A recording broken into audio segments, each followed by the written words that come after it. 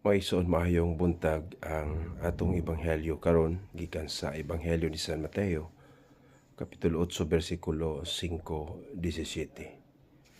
Mao kini ang hitabo sa pag-ayo sa Ginoo sa sulugoon sa usa ka senturyon.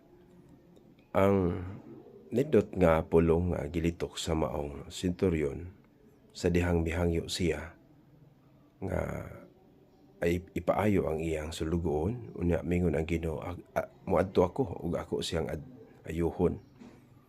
Ang tubag sa senturyon, mingon siya, ayaw lang pag-adto sir, kay dili ako angay nga mopadayon sa akong balay.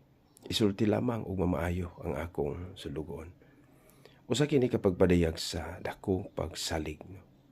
O tungod ni ining maong pagtuo, giayo sa Ginoo ang sulugoon sa maong senturyon o Roman officer.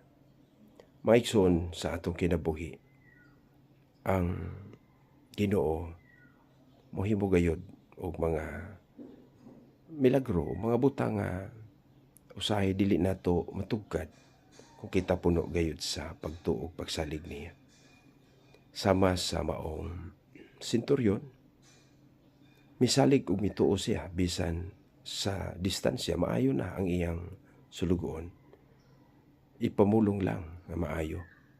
Ug mao ang Ginoo na mulong nga maayo ang imong sulugoon ug naayo gayud.